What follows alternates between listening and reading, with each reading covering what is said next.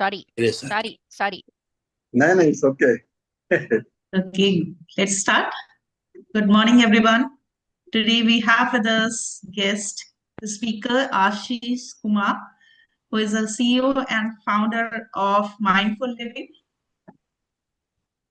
He keeps taking various sessions on mindfulness and a lot more things that he is involved into. Let me introduce him.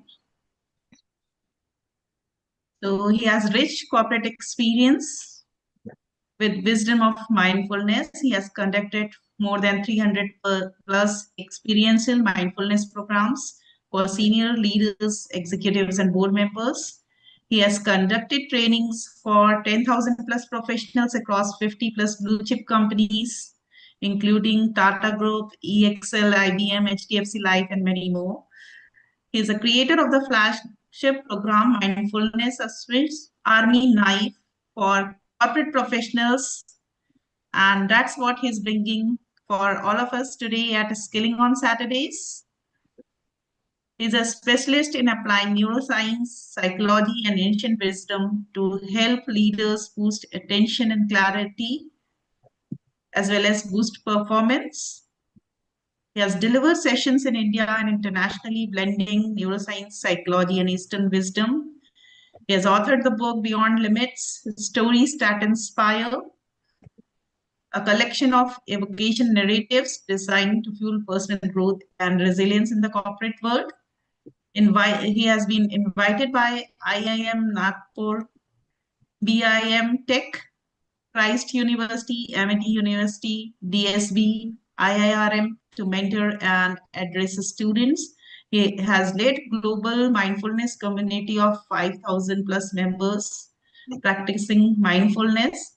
So with this introduction, I invite Ashish ji to demonstrate his what he has in his bag Thank you. for all Thank of you, us Shivamiti, in the form for of in the form of Swiss nice for corporate professionals. that. What's there?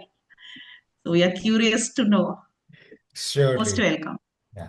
Thank you, Shivanaji, for that warm welcome, and thank you, Hareshji, for creating this community together, which is a wonderful community and wonderful initiative.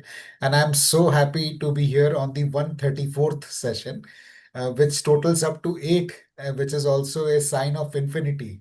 And we are discussing mindfulness today, which will I hope and pray will take everyone who is participating here today or watching the video later to infinitely greater heights. So thank you everybody for joining the session early in the morning, and I welcome you. Mindfulness is an ancient practice which helps us deal with the many challenges that we as corporate professionals face. And this is something which I hear from the corporate professionals across the world as I conduct sessions on mindfulness. Please type me if this challenge resonates with you. And in case there is something which is not represented here, but is a challenge with you, I'll be happy to hear from you on the chat. So people, because there is so much of stress, they are not able to perform at workplace to the optimum levels, which is leading to decreased productivity, overthinking, and racing thoughts. I hear this from many professionals that Ashish, when I even go to sleep, my mind does not stop functioning, and there are thoughts going on even while I am sleeping. So a lot of people are caught up in that difficulty in making decisions. Even when I was speaking to one of the business heads, and he said, Ashish, I have all the facts and figures. I need to decide on making 1,000 crore investment, but I'm not able to take the decision. So difficulty in taking decisions, emotional dysregulation, which is another problem. Either anger management issues or conflict, not being able to connect with people, not being able to collaborate with people, addiction issues. Not being emotional intelligence, communication breakdown, stress and burnout is a major issue, and it is not only a well-being issue, but it also impacts our decisions, the quality of life and the decisions we take. Because when we are in a survival mode, we become very unidimensional in our approach. We are not able to look at the issue from multiple dimensions. Lack of innovation, as I mentioned, we are not able to think through different options that present us. So, friends, please keep typing me if any of these resonate with you. And poor work life balance, this is something which I hear from people all across. And what is the way for us to deal with it? We drown ourselves in either drinks or eating or binge watching. And it may not really be relevant for the people. This may not be the approach for the people who are in the session today. But maybe somebody, somebody, your colleague, your friend, who has got this coping mechanism, or just pop pills.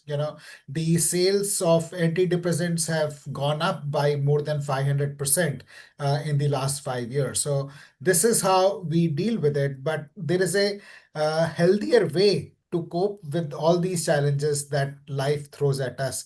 Would you be interested in knowing about the challenges that a healthier way of dealing with these challenges? If you are interested in knowing an alternative way of dealing with the challenges that present themselves in our lives, please type BIO, bring it on, in the chat box if you are interested in knowing a healthier way of dealing with the challenges. Thank you, Definitely thank bring you, it on. thank you, friends. So this is the program that Shivaniji was talking about, a Swiss knife for corporate professionals. And Swiss knife is a very practical, very compact tool which soldiers used to carry in their war, in their battlefield, and they would screw their rifles or clean their rifles, or cut ropes, or open their cans. There are multiple things they used to use this for, and it's very compact. And till today, it's been used for over 100 years now. Those who are in battlefield or going for adventure, they would almost always have a Swiss knife in their pocket. And mindfulness is the same tool. It's a portable tool. It's an invisible tool that we can carry with ourselves in the battlefield of life, at our workplace, at our home. And then the framework that we're going to discuss today will help you deal with the many challenges that we face in our daily lives. Now, friends, you have an option. Option A is to watch this session like a Netflix movie. Sit back, relax, and watch it passively. Or option B is to watch it uh, actively engaged. Where you keep your cameras on, you participate actively in the chat, type your questions, show your comments. You are actively engaged. So those who are actively engaged, those who choose option B, and I will be happy to hear from you whether you are an option A person or option B person. Yes, thank you, Vasudev. Um, and those who are going for option B, I would suggest you to have a uh, approach of a gold digger. When people go digging for gold, they don't get gold right away. Sometimes they'll get mud, sometimes they will get stones and debris or something else, but they are focused on getting the gold. They know somewhere where they're digging there is gold there, and once they get the gold, it will completely transform their life. So in the session today, you may find some things which are relevant for you, you may find some things which are not relevant for you. I may share something which is already known to you, something which is not known to you. But don't get distracted with what you already know or what you disagree with, but stay tuned to finding that one golden nugget which can truly transform your life. And I promise you, my friends, in this 1 hour session, there will at least be one nugget which you will find which can completely transform your life. If you think that is wow, please type W in the chat. Thank you, friends. Thank you. Thank you. You're an amazing community, and I'm so loving to be here. Please write your names, which city, country you are logging in from, what is your brief professional experience, and what is your personal walkaway expectation from the session today. Uh, we will look at your expectations, and we will I'll try and incorporate that in the content of the session as we go along. While you're typing your expectations, I'm moving on to share a bit about myself. By education, I am an MBA from Symbiosis Pune, a cost accountant, fellow of Life Management Institute, and a certified mindfulness meditation teacher. A few guidelines just to keep in mind. Please keep your phones on silent or aeroplane mode. Multitasking is a myth. There are a lot of studies which prove that multitasking decreases cognitive ability and our ability to perform. So please don't multitask. This 1 hour could be one of the best investments that you make in your life. Participate actively. Please put your questions in the chat. We will take them up towards the end, but don't wait till the end to ask your question. You may forget by then. As the question comes up for you, please keep typing in the chat. Feel free to participate. This is a safe space and we are not judging anyone. So please feel free to participate. And we accept you as you are. And with that, we move on to the session, mindfulness. Mindfulness has mind as a part of it, and mind is the most important resource that we have. And through mind, we experience all of our life. Whatever we experience, whatever we create, the relationships, the happiness is all perceived through mind. But we don't pay much attention to managing our mind. I did my MBA. I was taught operations management, information management, financial management, human resource management, but nobody taught me mind management. And that is the challenge which we have today. The most important resource that we have, the mind and our ability to manage our thoughts and our emotions, is not taught to us. And that is why this initiative by Shivani ji, Harish ji, Raj ji of skilling on Saturdays is so important, because it teaches us skills which are so important for us to lead healthier, happier, and wealthier lives. So the way we have structured our session today, friends, is we are going to talk about the history and how it is contemporary. What is the contemporary scenario? Fashions change at the drop of a hat, but mindfulness is a practice which has been around for 25 years. So what's making it so popular? What is mindfulness? Bust myths around mindfulness. What are the benefits? And we'll do a 5 to 10 minutes mindfulness practice, and then we will have question answer at the end of the session. Friends, is my speed okay? Would you like me to go slower or faster? Or okay, just type okay. Yeah. Thank you. Thank you, everybody. Okay. Okay. All right. Thank you. Thank you, friends. Thank you. Thank you, friends. Yes, we will come back to the previous slide, as we go along. So friends, as I mentioned, the mindfulness practice is attributable to the Vipassana meditation, which Gautam Buddha taught about 2500 years ago. Gautam Buddha was the prince, in his like Siddharth, was a prince of a very prosperous kingdom. Yet all the riches couldn't satisfy him, and he left the kingdom, the prosperity, his wife, and a newborn child, and went to the jungle to search for peace of mind. And friends, that is true for so many of us today. We have got everything, we are all prosperous, we have got all the resources, but we don't have the peace of mind. And, we are searching for that. And that is one reason, and that is one search that has been constant through the 2500 years. Unfortunately, the practice of Vipassana that Gautam Buddha taught, which originated in India, was lost in India, but fortunately carried across to the neighboring countries like Sri Lanka, Malaysia, and many other countries nearby, where it survived and continued. And Sri Satyanarayan Goenka, who's on the top right, is credited with bringing it back to India in the 60s. And from India, the Vipassana meditation that Gautam Buddha taught has now spread all over the world.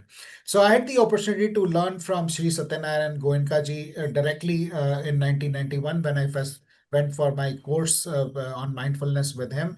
And I got certified as a teacher from Sean Fargo, who was an ex-Buddhist monk living in California. So this practice is ancient, and it's become very popular because it helps us get a holistic view of any situation. Vipassana literally means looking at things as they are, but we don't look at things as they are. We have a very limited perception, which is conditioned by the experiences that we have had. So this is a story I'm sure you're all familiar with: six blind men and a Indian elephant, and somebody thinks it's a fan, it's a spear, because we have a limited view. But what mindfulness does is it helps you step back and look at the things holistically, not just my perspective, but from the other person's perspective. So you're always looking at and not reacting, but responding to situations. And that is one of the reasons the mindfulness practice has become extremely popular these days. It's being taught in business schools, it's being on the cover pages of Time magazine. Google has been running a program on mindfulness for nearly 20 years now, with over 50,000 Google employees have gone through that program. And that is described in this book, Search Inside Yourself by Meng. Very popular book, and I would encourage you, in case you're fond of reading and knowing more about mindfulness, to pick up this book. This has become a practice with the billionaires. Bill Gates practices it regularly. Oprah Winfrey practices regularly. And CEOs have picked it up. And friends, I've mentioned resources, these books as resources for you in case you are interested in diving deep into this. Mission Driven Leadership by Mark Bertolini. Now, Mark Bertolini was the CEO of Aetna, and unfortunately, he had a fatal skiing accident where his neck and spine was fractured in multiple places. And to deal with the pain, he was put on opioids.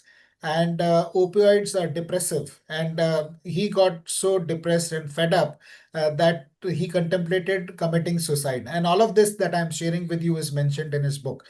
He contemplated committing suicide. He went to the edge of the road. And he drove the car to the edge of the road and was about to drive off the cliff into the cliff when a cop who was passing by stopped him. And thereafter, at the insistence of his wife, he started practicing mindfulness and yoga. And his pain did not go away, but his ability to deal with the pain went up by the practice of mindfulness. And over a period of time, he was completely weaned off all the medicines. And when you are exposed to such a transformative practice, you want to share with everybody. And then he started organizing sessions on mindfulness in Etna, and over a couple of years, over 13,000 of the 50,000 Etna employees went through a program on yoga and mindfulness. And look at the impact it had on the profitability of the company. And Mark is clear in saying that yoga and meditation was not the only reason. There were a couple of other factors, but the profitability of the organization increased multiple fold. EPS went up by 124%, share price went up by 504%. And friends, this is a Fortune 50 company. It is not a startup. At that scale, to have this kind of increase is phenomenal. Their healthcare costs went down, employee productivity went up, and many, many other benefits that happened. Very well documented, because it's an insurance company. They understand numbers and they document it very, very well. So, in fact, Mark is the prime reason I decided to quit my corporate career and then start teaching mindfulness, which I have been doing very actively for last 7 years with many corporate organizations, some of whose names Shivani ji was mentioning. Yeah, we will take up Search Inside Yourself is the name of the book. Mission Driven Leadership is mentioned here.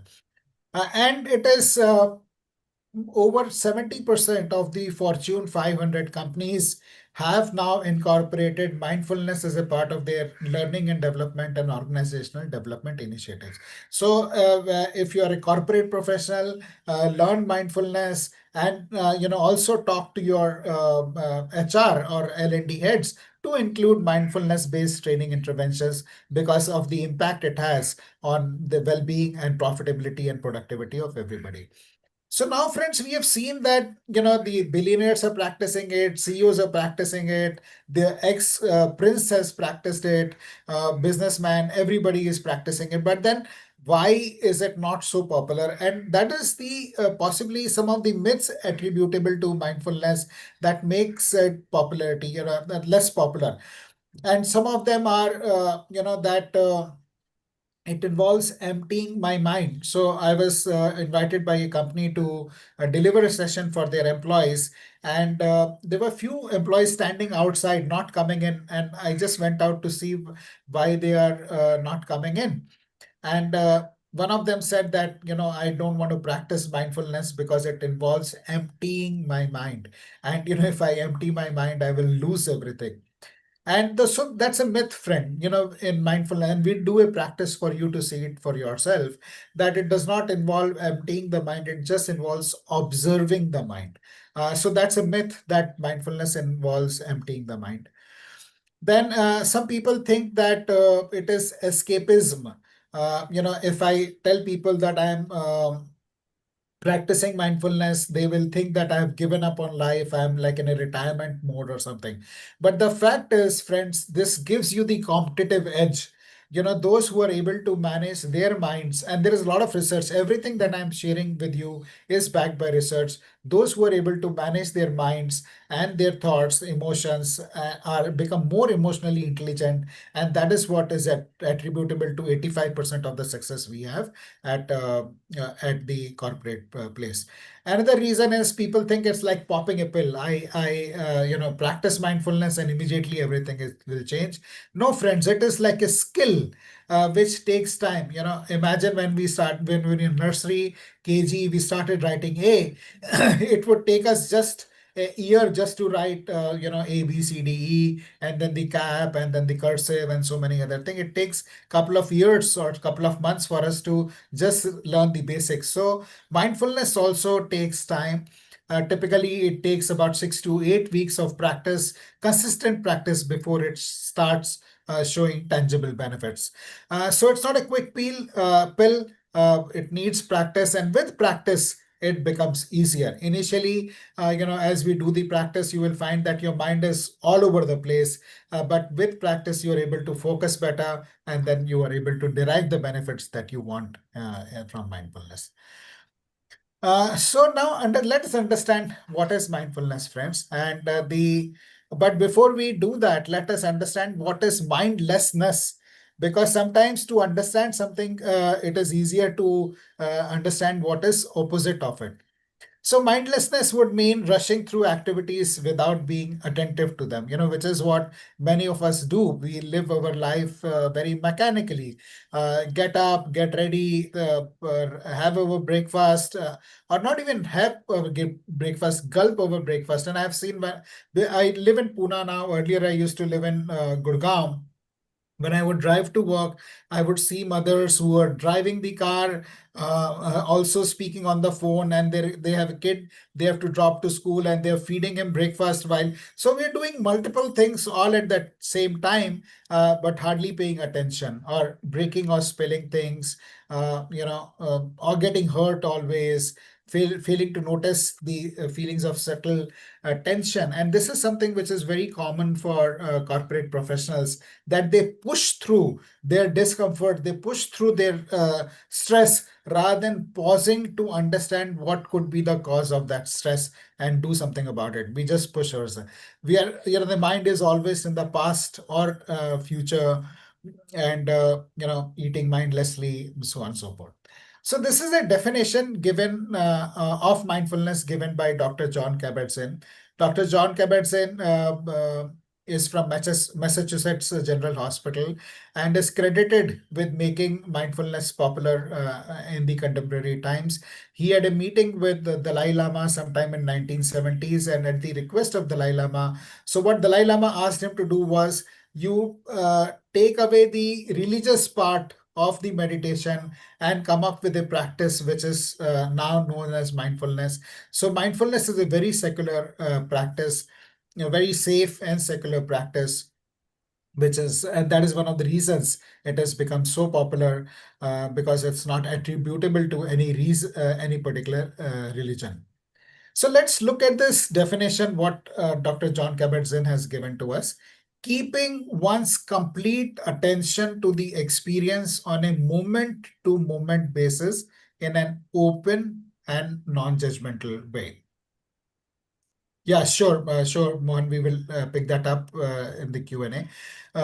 So this may sound like more like English, but let us break that down for our benefit and understand the 5 components of mindfulness. Keeping our complete attention. So attention is the foundational element of mindfulness, our ability to hold our thoughts at will as long as we want on something that we are doing or something that we want to focus it on. To the experience, being aware of the experience that I'm having on a moment to moment basis. Okay, not the experience I had, not the experience I'm going to have, but in the present, moment to moment basis, in an open and non judgmental way. So, accepting the experience that I'm having, not wanting to resist it, not identifying with it, and then the choice, the ultimate tool that we have as human beings, our ability to choose, and how by choosing what we are doing on a moment to moment basis, we create a life that we desire, that we want to, that we aspire for. But this practice of mindfulness is prevented by automatic patterns. We are constantly uh, reacting to things rather than responding to them. So now, friends, I would like to invite you for a mindfulness practice. Like you can't learn swimming by reading a book. Similarly, mindfulness also can't be learned by just hearing about it. So I would like to invite you for a 5 to 10 minute practice of mindfulness. And then after that, we will dive a little bit deeper into the 5 components of mindfulness. And hopefully it will make you a little bit more sense as we go along. So I now request you to sit straight, your neck and back in a straight line, chin parallel to the ground, palms on your lap facing upwards. You may gently close your eyes or look downwards with a half open gaze. And bring your attention to the area at the entrance of your nostrils. And observe every breath that is coming in and every breath that is moving out. Incoming breath, outgoing breath.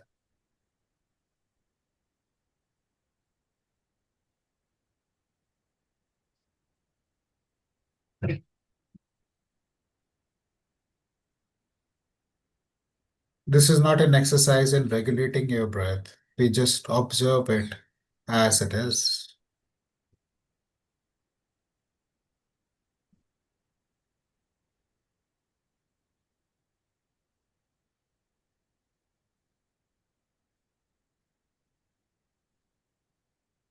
Normally, we breathe about 25,000 times in a day,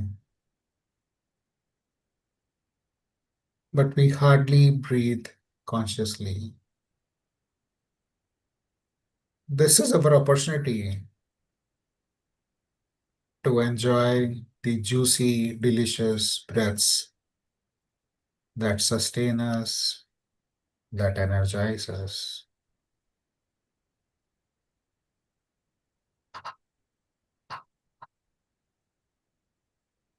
Continue to breathe.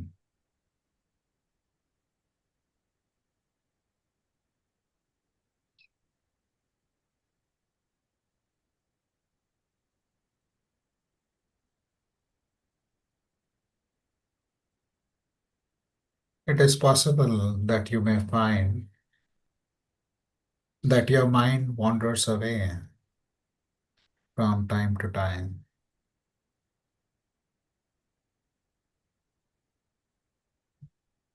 Wandering of the mind is not a mistake, it is its nature. Every time you find that your mind has wandered away, gently, with compassion, bring it back to focus on your breath once again.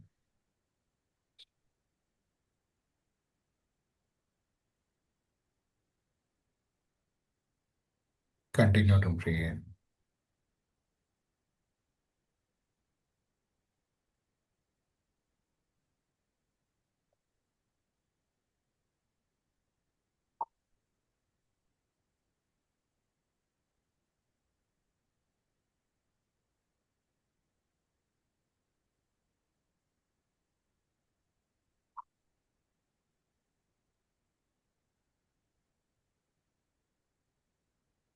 Incoming breath, outgoing breath. Incoming breath, outgoing breath.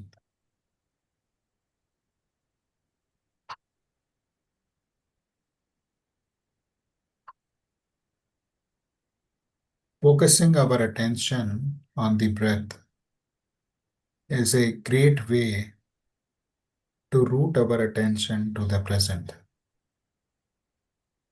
The past is gone, the future is yet to come.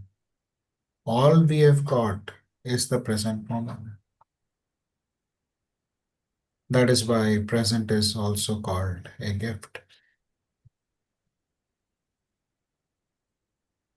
Continue to breathe.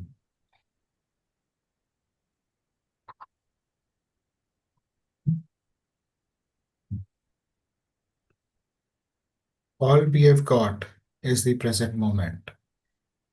And in this present moment, there are infinite possibilities.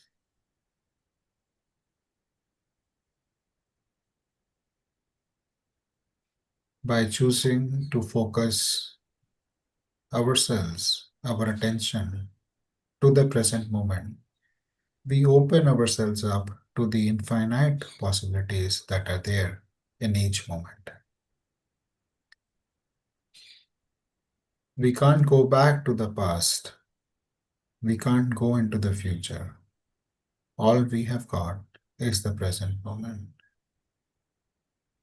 Continue to breathe.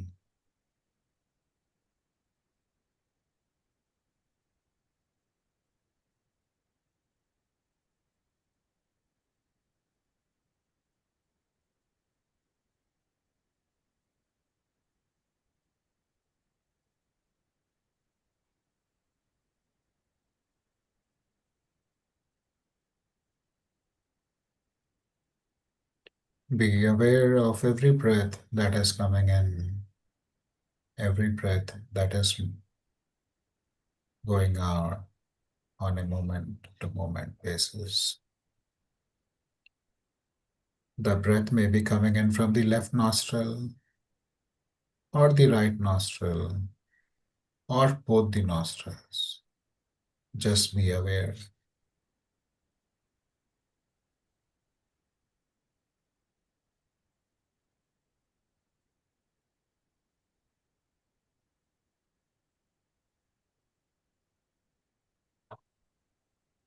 It may be long or short. Just observe it.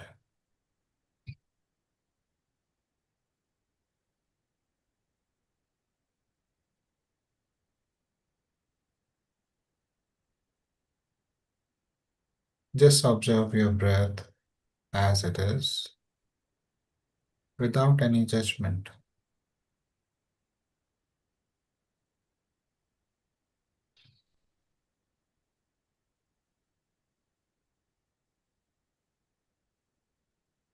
In a couple of seconds from now, we'll be coming to the end of this practice.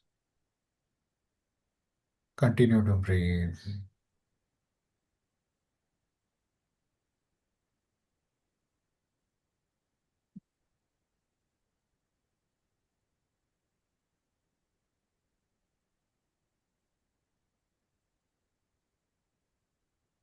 Before we come to the end, consider setting an intention that this practice of being mindful will help you and everyone you come in contact with.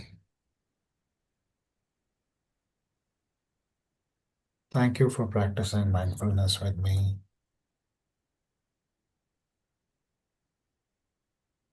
You may choose to keep your eyes closed for a couple of seconds more and stay with the feeling.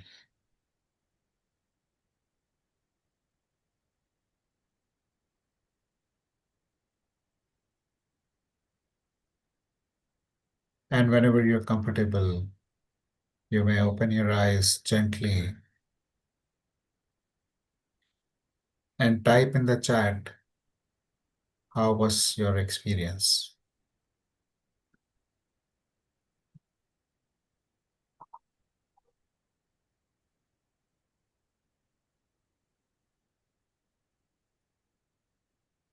Thank you, Manoj.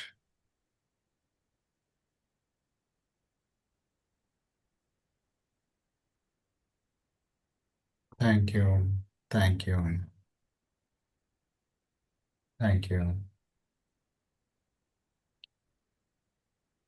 This is a very brief practice, and this 8 minutes practice can re-energize ourselves, help us feel refreshed, calm, light, amazing. Thank you. So done on a consistent basis, this creates very powerful transformations within us. Thank you. Thank you, Mohan. So now, friends, we will dive deep to understand the components of mindfulness a little better. As you mentioned, it helps us reduce stress, increase focus, become healthier and happier. It helps us regulate our emotions better, communicate better, but help us become a better leader. And it is also anti-aging. So now coming to the attention part, now that we have practiced paying attention to our breath, you understand that what we are doing is rather than be in the past or future, which is where the mind tends to be, we focus our attention on the present, what is happening in the minute to minute basis, and become aware of the intention, with which we are doing anything. So, what is your intention for being in the session today? What are the thoughts that are going on in your mind? And are these thoughts serving us or not serving us? What are the physical sensations I'm having? What are the emotions I'm having? When we develop the ability, and the good news is that the attention, the ability to focus, ability to pay attention can be developed much like the we develop muscles in a gym by regular practice. So every time our mind gets distracted, we bring it back to focus on the present is an exercise in strengthening our muscle of attention. And the more we are present, more we are focused, better our outcomes become. There is a very amazing book called Deep Work by Cal Newport. And in that, he gives a formula for productivity, for doing high quality work. Normally, when we talk about being more productive, when we talk about uh, doing deep work, we think in terms of number of hours. So if I have more work to do, I'll work 12 hours or I'll work 14 hours, or work longer period of time. But what Cal Newport says is the productivity and the high quality work is not only a function of the hours we spend, but also the focus with which we work. And that is something which we often get missed out. And sadly, today, our attention spans are lesser than that of a goldfish. So by practicing, if we can focus more, then our quality of outcome is better. We get into a state of flow where, everything starts working for us. We start enjoying more and become more productive. Also, it helps us. deal with the negative thoughts, that what I call the train of negative thoughts. Our thoughts are magnetic in nature. And when we start paying attention to our thoughts, so the one of the thoughts may be, the AI is going to take up my job, or, and then the next thought is I'll be ruined. How will I take care of my family? So one negative thought will attract other negative thoughts. So it is important for us to realize that I'm getting on to the train of negative thought and get down at the next station as soon as possible. Otherwise, longer I'm on the train of negative thoughts, the more expensive the return ticket is going to be. So paying attention to our negative thoughts and getting off that train of negative thoughts is also very important. Attention is the foundational element, as I mentioned earlier, and by focusing our attention to by deciding what I'm going to pay my attention to, we creating our lives. So it is very popularly said that energy flows where attention goes. So whatever I'm focused on, I'm creating more of that in my life. So this is the foundational element, and once we master this, then we can achieve anything that we want in our life. Next, we come to awareness of the emotions that we are experiencing in the current moment, awareness of the judgments that we have, whether this is good or bad, about people, about ourselves, or this is hot or cold. We are always living in dualities, and it is a subjective interpretation of what is happening to us. Becoming aware of the fact that everything is impermanent, and this is so powerful, especially when we are dealing with issues like emotional regulation. Understanding that if somebody is angry, or if I am angry, the anger will pass. Just staying with the feeling and letting it pass through my body gives me an ability not to react, but just bear with it and stay with it. Or if somebody else is angry, realizing that that person will also cool down in some time and not react to his anger. Otherwise, it becomes a match, verbal match. He says something, I say something, she says something, I'll say something. So realizing that it is impermanent, the or the urge to drink or smoke or gamble is impermanent, and it is like a wave which will pass off. And this is how I successfully quit smoking over 15 years ago. I realized that my urge to smoke is impermanent and it will pass. So, the urge for smoke, it's like a wave. It comes and goes, comes and goes. So I realized my urge to smoking will come and go, and I just wouldn't do something. I would step back and let the urge pass. Day one was the most difficult, but then consequently it kept getting easier. Day two, day three, and eventually I kicked off my smoking by realizing that it is impermanent. So you can apply this to anything that we are facing in our lives. Awareness of our values. What do I really truly value? Is it my family? It is or financial prosperity, or my career, or my health, or my friends? What do I value? Most of the conflicts or challenges or source of stress is conflict in values. I value something, the other person values something else. In an organizational context, if you may look at it, guys may value top line, the finance guys may value bottom line, operations guys may value something else, HR may value something else, and then we are in a conflict situation. So understanding the values, having organizational values, and everybody aligned to that, or our own values, and see whether my values align with the organizational values or not. I was coaching one individual, and he is highly frustrated because his organization wants him to do something which he thinks is not really honest practice. So the organizational value is something else, his value is something else, and there is a conflict. So whether at an individual level, family level, organizational level, conflict in values. So what are my values? Most of the times we are not conscious of or aware of the values that we have. So awareness of values is very important. And last but not the least, awareness of our strengths.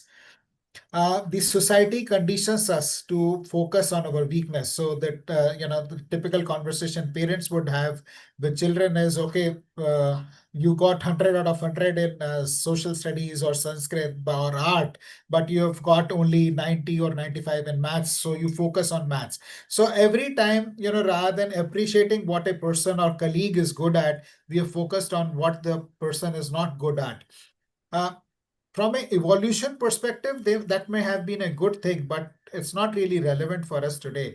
And many people go through their lives thinking that they are bad at something. I'm not good enough. This is a challenge I have, which I hear repeatedly in my coaching conversations. So, but everybody who has become great by focusing on their strengths. Virat Kohli is excellent in batting, but if you tell him you're not so good at bowling, or Sachin Tendulkar, that you are excellent in batting but bowling sucks, then what's the point? They're not going to become excellent bowlers. So focus on what you are good at. Or telling Bumrah to become opening batsman is not going to resonate. Or Mukesh Ambani has got different strengths from Jeff Bezos, who may have different strengths from Steve Jobs. Sorry, and so on and so forth. Uh, Everybody becomes great by focusing on what they're good at. And this is something I would really like you to keep in mind. If when you start playing, realizing what your strengths are, and are focused on your strengths, you're mindful of your strengths, you're aware of your strengths, and play to your strengths, there is no limit to where you can reach in your life. Then letting go of labels and judgments, which I spoke about earlier, good, bad, hot, cold, whatever. That is the other thing. Then accepting the current reality or experience as it is. We many a times resist what is going wrong in our lives or what we don't like. And by resisting, we put more energy to what we don't want. A good way to accept situation is to be okay with whatever is happening, understanding that there is a grand overall design, that there is a greater intelligence that is working in the universe, which is driving the universe, and we accept that. We give up the struggle, we give up the fight, and accept things as they are, accept ourselves as they are, as we are, accept other people as they are. Imagine going into an office where everybody accepts you as you are, and you accept everybody as they are. Accepting change, accepting feedback. There are many levels that it works out. Uh, it is not a low energy thing. Sometimes people think that I'll become a doormat if I start accepting everybody as they are. But it is not so. There is a very amazing book called The Surrender Experiment by Michael Singer, and I would urge you to read it. That talks about how Michael Singer kept saying yes to what was happening in his life, and then eventually he became the CEO of a $1 billion company which is valued at $1 billion. And this is not $1 billion of today, this is $1 billion of 25 years back. Approximately. So how by saying yes to what is happening, but how by accepting what is happening in our lives leads to progress, not to becoming passive or complacent. Then the next one is ego identification. I understand we have limited time, so I'll go through a little bit fast. It's understanding, the ego is not that inflated sense of importance that we commonly understand it as, but the labels we put on ourselves and other people, and the labels we put stick, So I am dumb, or I am genius, or I am diabetic, or I am a cancer patient, or I'm thin, I'm tall, I'm fat, whatever. I'm not good at maths. I'm not good at digital marketing. I'm not good at arts. Whatever labels we put in ourselves on other people become self-fulfilling prophecies. And I'll share with you a small story about Thomas Edison. Thomas Edison was kicked out of his school, and he was given a letter to take to his mom. In the letter that the teacher had written, that your son is confused, he's addled, he's a slow thinker, he can't think, and he's so dumb we can't keep him in the school, but you homeschool him. But what mother told Edison was, the teacher says you are a genius, and they can't teach you at school. And she homeschools him, and then Edison becomes whatever what he became. One of the highest, more than 9,000 patents he has got. So whether you are dumb or whether you are a genius is the label which either we put on ourselves, or our parents, or our society, or our bosses, or our spouses put on ourselves. But that label is not our reality. We can create a reality beyond that label. And that is where mindfulness comes in. That's where the awareness comes in, becoming aware of what are the labels that I have put on myself or other people, and how it may be impacting their trajectory. And lastly, the choice that we make, the choice, all of you have made a choice to come to this session today. And I'm deeply honored by your choice to attend the session early in the morning. For some of you, it may really be early because you're coming and logging from different parts of the world. Choosing to pay attention, and that is one of the forces that directs the course of our life, or the trajectory of our life. In Upanishads, they say, Yatha Drishti Tatha Srishti. We create our universe by choosing to pay attention to what we do. And it gives us it gives us an opportunity to pause, choosing to pause before we react. And in that pause lies infinite possibilities. Most of the times we get conditioned to responding or reacting in one particular way. Pausing to choose gives us multiple options, and that way we can create our life in any way that we want to. Now, friends, this is the definition of mindfulness. I hope I have been able to um, explain this a little bit better to you, and you're walking out of this session with better understanding, keeping one's complete attention, which is the foundational element to the experience, which is awareness on a moment-to-moment basis in an open and non-judgmental way.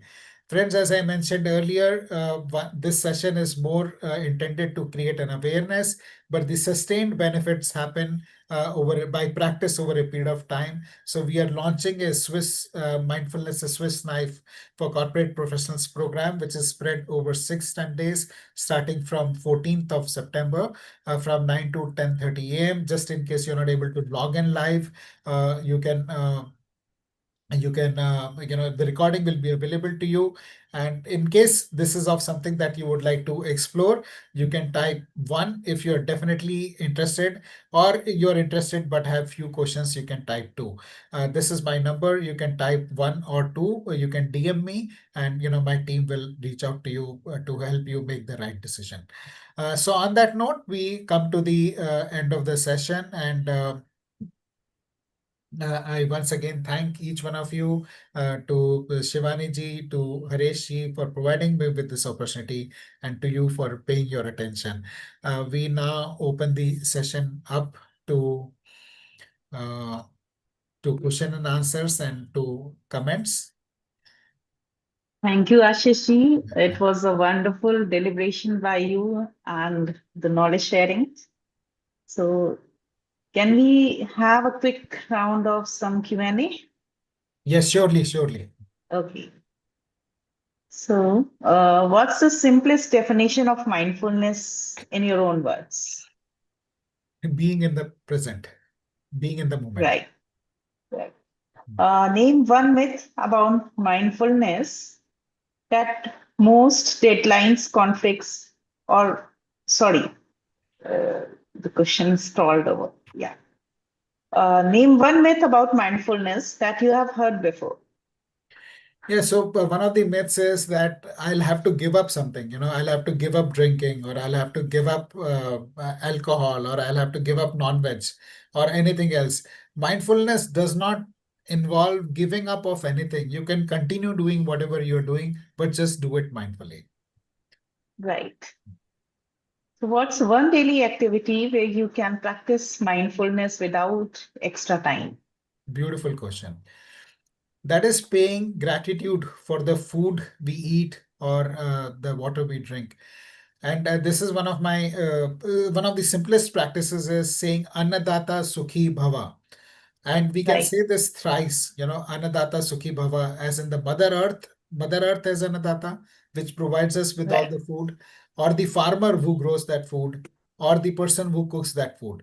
So saying it thrice, Annadata Sukhi Bhava for Mother Earth, Annadata Sukhi Bhava to the farmer, Annadata Sukhi Bhava to the cook, and then consume the food.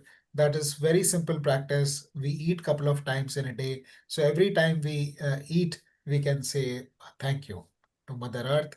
Thank you to the farmer. Thank you to the person who has cooked. Right. Absolutely true. So when you feel overwhelmed at work, what's the first thing you usually do? Breathe in deeply and break the pattern. Right. Uh, Right. uh, we are conditioned, and our body is conditioned to respond or react in a particular way. By breathing in deeply in the moment, taking a couple of deep breaths, help us break the pattern. Right. So can you recall a situation where being mindful would have changed the outcome? Yeah, all the time, all the time. So there is this infamous tandoor kant. Some of you may have heard about it, where one husband comes home in the evening, and he sees his wife talking to somebody on the phone. And he asks her, whom were you talking to? And she said, I was talking to my mother. And this is like 90s, when the mobile phones were not there. And then what he does is he goes and presses the redial button on the phone, and he finds that there was a guy who on the other end of. So this husband was suspecting his wife of having an affair. And then he picks out a gun and shoots the wife because he is so enraged, so out of control. And the wife dies, and then he hacks her body and puts her in a tandoor in a five-star hotel. And that's how it got the name as a tandoor. And then this gentleman or whatever, this guy is imprisoned for life in Tihar jail. And when he was interviewed later, he says, I wish I had paused at that time rather than react and shoot my wife. Because the wife Right. is dead, which is unfortunate. But what is also unfortunate is this gentleman had to spend his entire life, his full life imprisoned in the jail. So acting mindfulness can clearly change. Pausing before reacting can change our lives in more ways than one, in many, many more ways. This is just an example, Shivani ji. Right. Thank you for sharing. So which is harder for you, staying focused or managing emotions? Emotions are very powerful, and being aware of them, being aware that they are impermanent, that they will pass, they are like waves. And the beauty is, and this is backed by research, that the wave lasts only for 90 seconds. So Right. if we can manage ourselves in those 90 seconds, we can do anything in our life almost. So staying focused, staying aware is the key to happiness and prosperity. Right. So if mindfulness could help you with only one thing, what would you choose? Focus, emotional control, or better relationships? It's as I mentioned earlier, it starts with the focus and attention. That's the Yeah. foundational element. So I would choose that. So how many minutes do you think it takes to reset your mind using mindfulness? How many to reset? Couple of Yeah, seconds. Couple of seconds. couple of Yeah. seconds, right. Would you rather try a 60-second breathing exercise or a 2-minute body scan? 2 minute body scan or Or a 60-second breathing exercise? 60-second reset breathing or 2 minute body scan. Yeah. Uh, I would opt for 60-second breathing. Okay. Yeah. So if you could leave this session with one tool for calmness, what would it be? Breathe deeply. Breathe Breathe deep. fully. Right. Be aware. Be aware. Yeah. So I'm opening the floor for question and answers from our audience. Let's take Yes. some questions. Sure. Also, Shivani ji, I may not have been able to look at the questions which have been there in the chat. Yeah, So I request. Yeah, I'll cover that. yeah, sure. Mangala ma'am, you can go ahead. We can't hear you, Mangla ji. I was a faculty at Symbiosis. Okay, and I want to say, is Vipassana in any way helpful? Uh, uh, it is a very powerful practice, Mangla ji. And if you haven't done it earlier, I would strongly urge you to try it at least once. It's brilliant. It's completely brilliant. Yeah. I would urge everyone to try it out once. It's not easy though. It requires the first time it requires 10 days to be away in seclusion with no devices, no money, uh, uh, and very limited eating times, etc. So it's not easy, but completely worth it. Yeah, second question would be, see, my husband was an international teacher of meditation, and he had done some sessions in Norway and Denmark where they used to stress 90% breathing practices. So that was very kind, I remember, forget the name of the course, but it was very useful. And if 90% of your time is spent on yourself in breathing, they say control can be taken care of. So I'd just like to share that. It's been a wonderful session, and thank you very much. I'd like to go because I have a class at 8:30. Thank you. Surely, Mangla. Thank you. Thank you, Shivani. Bye. Yeah, thank you, ma'am, for joining us today. Bye-bye. Thank you. Thank you, Raji. That your comment has really made my day. Yeah, Let I'm us blessed. check some questions from the chat box. Thank you. Thank you. Yeah. Thank you, Aditya, sir. If you want to say something, most welcome. Ashish ji, I think mindfulness is the foundation for progress, and progress is, everyone's liking. Correct. Correct. And I think I have been practicing this, but still, some at some moment, when other side instigates a lot, I'm not able to remain in mindfulness. So, what is your suggestion on that? Sir, that's a very practical question you have. And I would like to share something which Sri Ravi Shankar ji says, punha punha, So we have to keep practicing again and again and again. The more we practice, the better we get. And there is a saying in the army: the more you practice in peace, the better you are. The more you practice in peace, the less you bleed in war. So practicing mindfulness when we don't actually need it helps us when we need it. So that would be my two bits to what you shared. I hope that helps. 100% it helps. Thank you, Ashish ji. Thank you. Thank you, sir. Thank you, sir. So Ashish ji. I can, Yeah. yeah. Yeah, Yes, Mohanji, wonderful please. session. Thank you. Thank you very much. You have given a lot of inputs to us. I just wanted to know, about mindful eating, please. Yes. Can we, practice, mindful eating and the consequences thereof on our entire body system? Correct. That's a very interesting question, Mohanji. And so the satiation happens much earlier if we are aware about what we are eating. And one simple way to do it is maybe eat with left hand so it slows down our eating, or just eat slowly, or chewing more. When we are eating rather than gulping the food is a very simple way to practice mindfulness. And when we are mindful, we may realize that we are not eating till we are full, but we stop eating, when we are 80% full, because there is some time that it takes for the signals to go from our gut to our brain that we are full. So all of that, it helps, and it could be mindfulness. Mindful eating could also mean intermittent fasting, eating during a particular period of time in the day. So there are many benefits. The challenge, one of the challenges we have in modern times is that we are digging sorry to use strong words, but digging our graves with our tongue. So mindful eating can really help us restore our health, eat Yes. healthier, eat better, and Right. become healthier. Yeah. Yeah. Thank you. Thank you. Thank you. Thank you.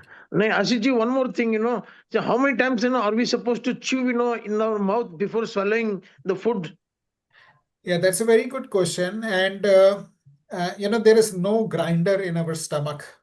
So the more we chew in our mouth, the better is the digestion. So as long as you feel that you have chewed enough and it can be ingested, do that. It is said about 32 times, but it's Yeah. difficult to count 32 times. But basically, Yeah. if you feel it can be ingested, then as long as it can.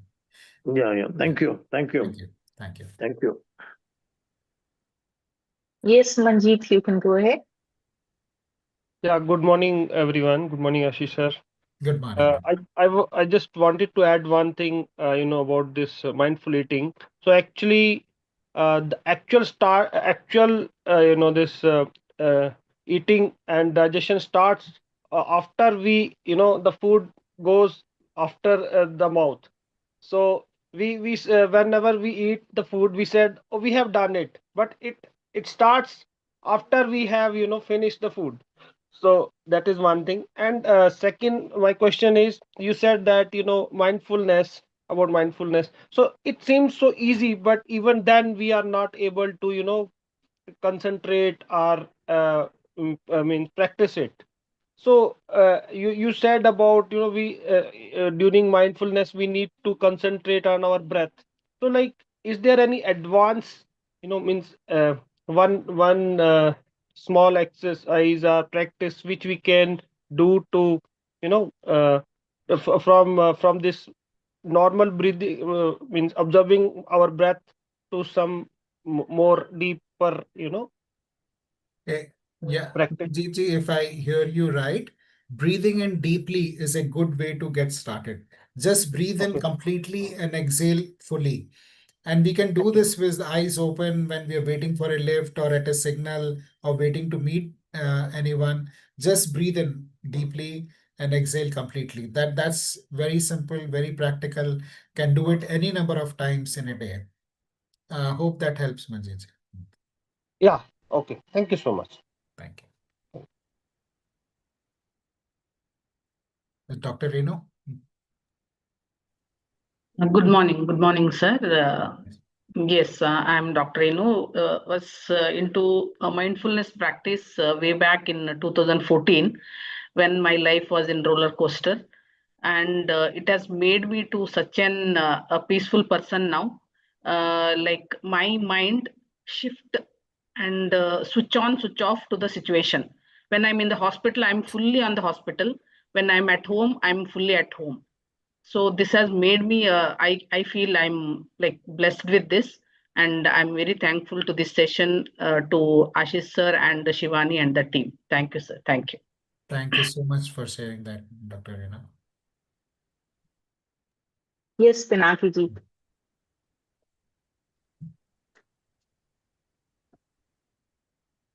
Hi, Ashish. Hello, Pinaki.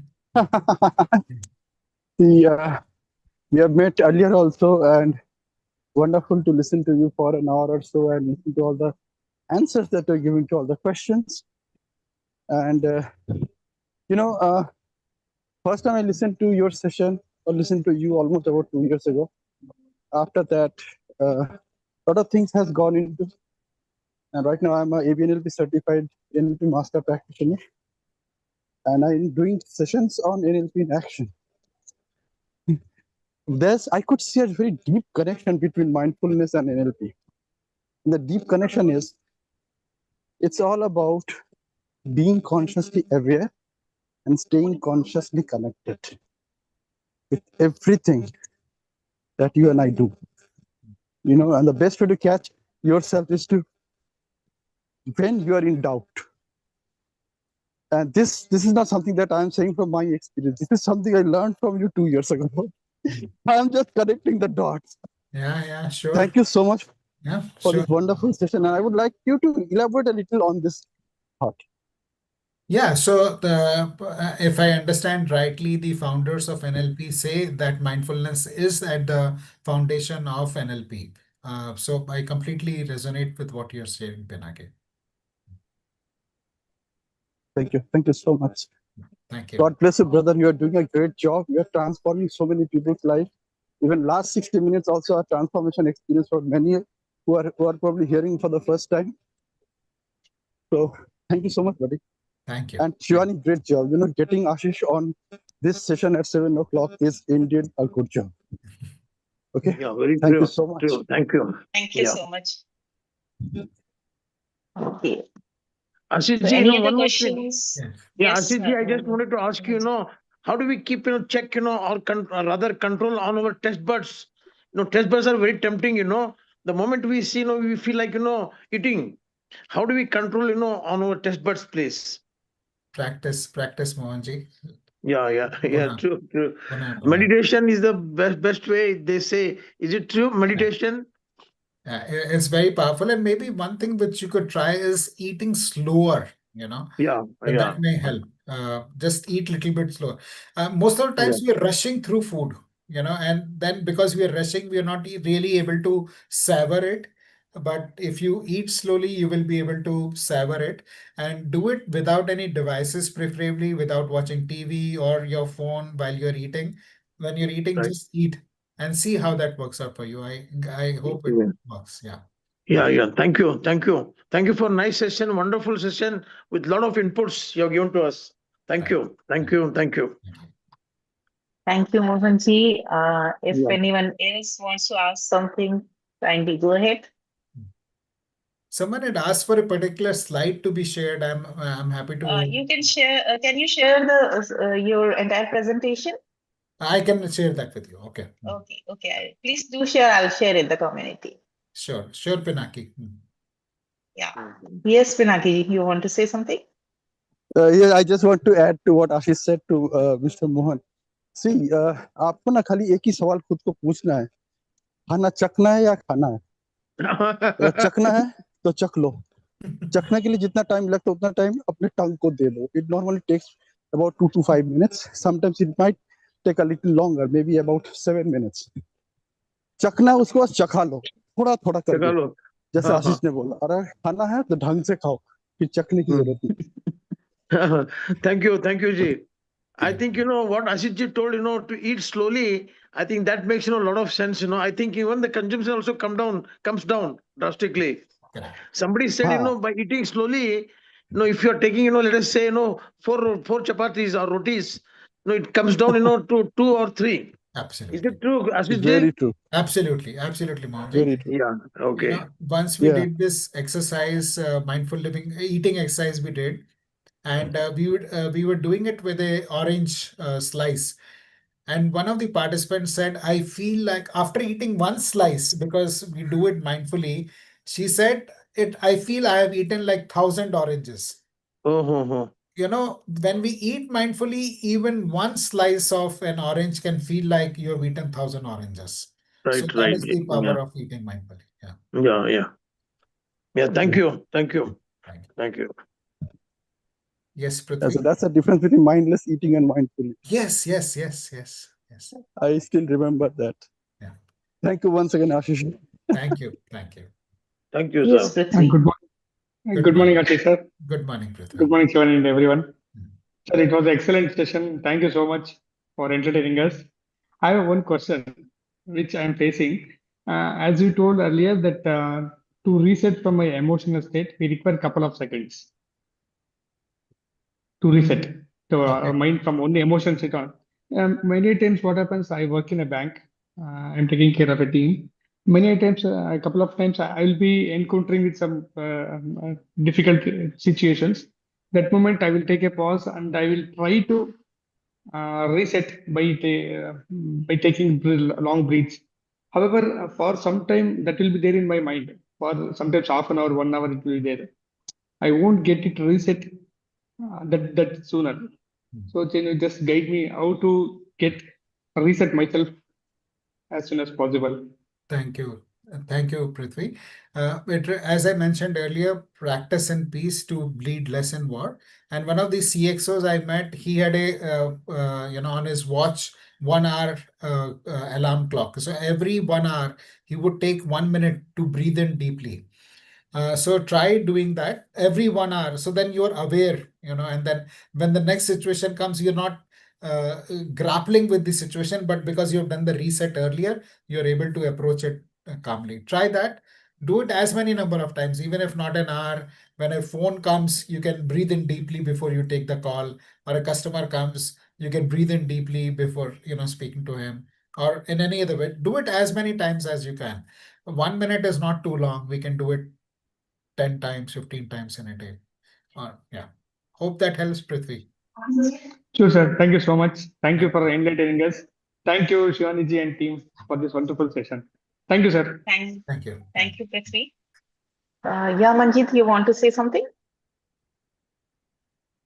Yeah, there is a question in the chat box that how to leverage and implement mindfulness to treat physical injury, ailment, and pain. So, Manjit, like I shared the story of Mark Bertolini, being aware and present in the situation and accepting things as they are is very powerful and healing. Pain is inevitable, but suffering is optional, So that's the narrative we can change for ourselves when we are hurt. And Mark Bertolini's pain, like I mentioned earlier, has not gone away. He's very active and he's invited a lot to speak. So if you see his videos, you can feel that he still is in pain, but he's able to deal with it. So it's our choice on how do we do it. And when we accept and don't resist, many a times you would find that the pain goes away. The pain is could be a psychosomatic thing. So many a times you witness pain, which is psychological pain and may not be physical pain also. So depending on the situation, there are different ways with deep mindfulness practice it can be dealt with. Ashish, one more question, please. My grandfather always used to tell me, not to eat, when you are angry. And he always used to tell me, postpone, by 10 minutes or half an hour by drinking, little water. Yeah. What is the implication? What is the implication of this, Dr. Ashish Ji? Yeah, thank you. Thank you for sharing that. See, it helps you whenever we are angry, we are reacting, and we may tend to eat more, or the food in that state of mind that we are in will not nourish us really, So breaking that pattern by drinking water, the reason they say you drink water is because water is neutral and it brings down our anger, it neutralizes our anger. And then when you eat, you are in a better state of mind and the food will nourish you and you will be able to eat mindfully rather than overeat or, so many people, as I mentioned earlier, the way to deal with stress is to overeat or overdrink or eat chocolates or eat something unhealthy. So that is the reason you should be in a peaceful state of mind when you're eating and not let it be a means to deal with your anger or stress issues. Yeah, thank Another you. point I would like to add to this conversation, it's rightly said, Jaisa Anna Vaisa Man.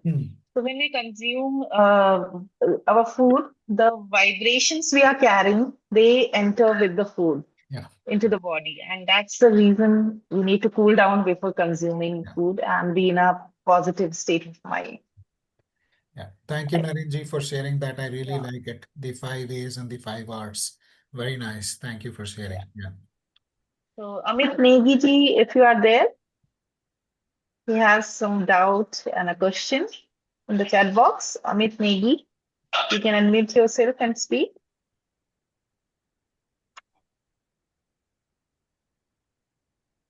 So he has a question in mindfulness, observation, or awareness. I have a small doubt.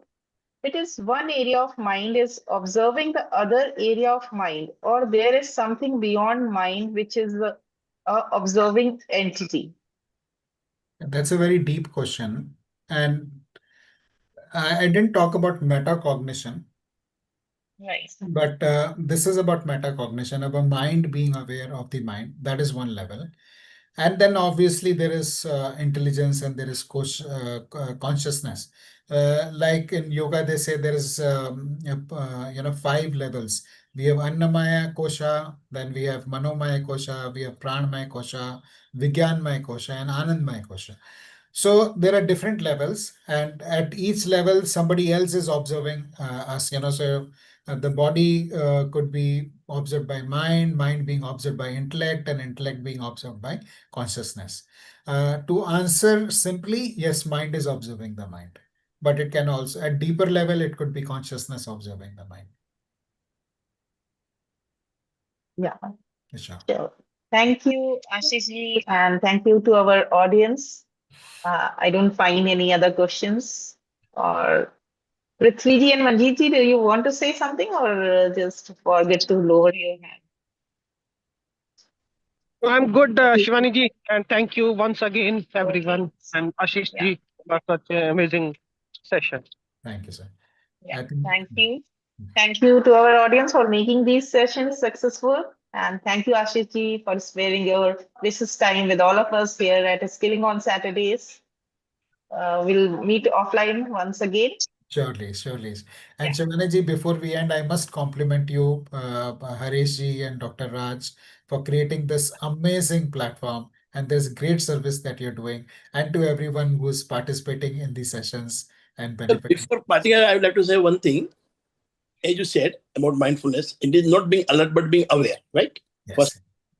So if you are in gratitude always, even if you have issues, you have problems, you have challenges, if you accept them with the gratitude and work on that, want to be more aware of it? Absolutely, sir. Absolutely. You have just nailed it. Gratitude is one of the simplest and most powerful ways to become mindful. You can't be grateful if you're not mindful.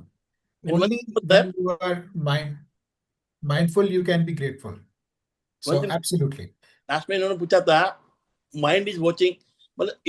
As you will tell me better, there is a universal consciousness and universal thoughts and mind, which is working with us. Absolutely. This is how this thing work, like immunity, herd immunity. How does this work? Yeah. So there's something with us always. Correct. Our thoughts are not always in mind. The thoughts are in the cloud. Yes. Absolutely, sir. Thank you. So thank you everyone for joining in today. See you next Saturday with another speaker. Yeah. Thank you. Thank you. And have a blessed weekend. Thank you, Ashish. Thank you, everyone. Thank you, Shivani ji. Bye-bye. Thank you. Thank you, sir. Thank you, team SOS. Thank you, sir. Thank you, sir. Thank you. Thank you, sir. Thank you. Thank you, Ashish.